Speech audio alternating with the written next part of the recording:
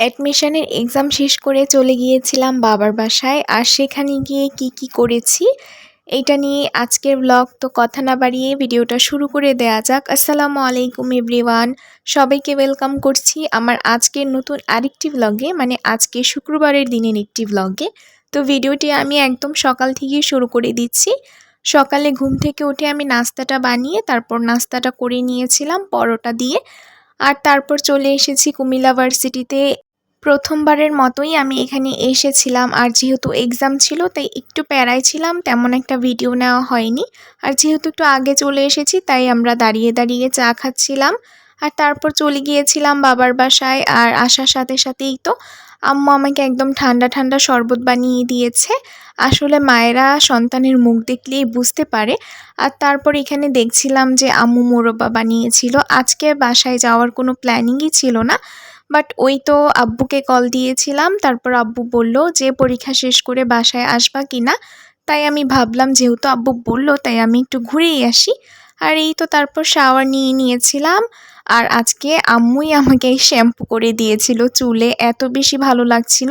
কারণ আমি কখনোই নিজে চুলে নিজে শ্যাম্পু করলে আমার চুল একদম পরিষ্কার হয় না।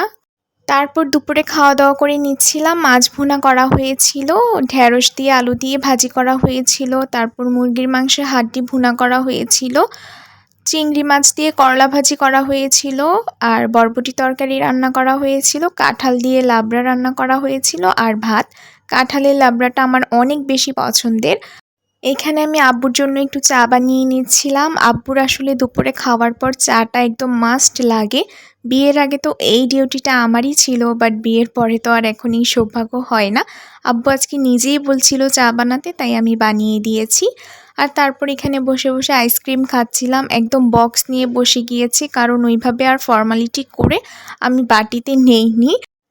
আইসক্রিম খাওয়া শেষ করেই আবার এখানে একটু কেক খাচ্ছিলাম। আর এই কেকটা একটা আপু এনেছিল বাসায়। আর তারপর চলে গিয়েছিলাম ছাদে, কারণ ছাদে গাছে পানি দেওয়া হচ্ছিল, তাই আমি ভাবলাম আমিও একটু ছাদে গিয়ে ঘুরে আসি। আর আমি ছাদে দাঁড়িয়ে দাঁড়িয়ে দেখছিলাম যে এখানে ঘুড়ি ওড়ানো হচ্ছিল। আর ঘুড়ি দেখে মনে হচ্ছিল ইস, আমিও যদি এভাবে উড়তে পারতাম তাহলে যখন মন চায় তখন উড়ে উড়ে বাবার বাসায় চলে যেতাম, আবার উড়ে উড়ে আমার বাসায় চলে আসতাম। কতই ভালো হতো, তাই না? আর এখানে ছাদে একটা লেবু গাছ ছিল, ওই লেবু গাছে অনেকগুলো লেবু ধরেছিল মাশাআল্লাহ। আর লেবু গাছে জুতা দেখে কেউ কিছু মনে করবেন না, আসলে লেবু গাছে নাকি নজর লেগে গিয়েছিল, তাই জুতা দিয়ে দেওয়া হয়েছে, এটা আমি শুনেছি। তারপর এই তো এখানে আমি ভাইরাল যে ড্রিঙ্কসটা আছে ব্লু, সেটা একটু খাচ্ছিলাম। আর সন্ধ্যায় এখানে আনারস কেটে দিয়েছিল খাওয়ার জন্য, আনারস খেয়েছি। তারপর দইও খাচ্ছিলাম। আচ্ছা, আনারস খাওয়ার পর দই খেয়েছি বলে কেউ টেনশন করবেন না, আলহামদুলিল্লাহ আমার কিছুই হয়নি। আর এই তো তারপর ছোলা বুট ভুনা করা হয়েছিল, ছোলা বুট মেখেছিল, সেটাও খেয়েছি। তারপর চলে গিয়েছিলাম পার্লারে চুল কাটার জন্য। আসলে অনেক দিন যাবৎ অপেক্ষা করছিলাম যে আমি চুলগুলো একদম কেটে ছোট করে ফেলবো, কারণ এই গরমে চুল একদম বিরক্ত হয়ে যাচ্ছিলাম। আর আমার চুল কাটারও দরকার ছিল, তাই আমি নিচে দিয়ে একটু বেশি করেই কেটে নিয়েছি। আর আমার চুলে নিচে অলওয়েজ আমি সমান কাটটাই দিয়ে থাকি, কারণ আমার কাছে এটাই ভালো লাগে, অন্য কোনো কাট দিলে আসলে আমার চুলে ভালো লাগে না।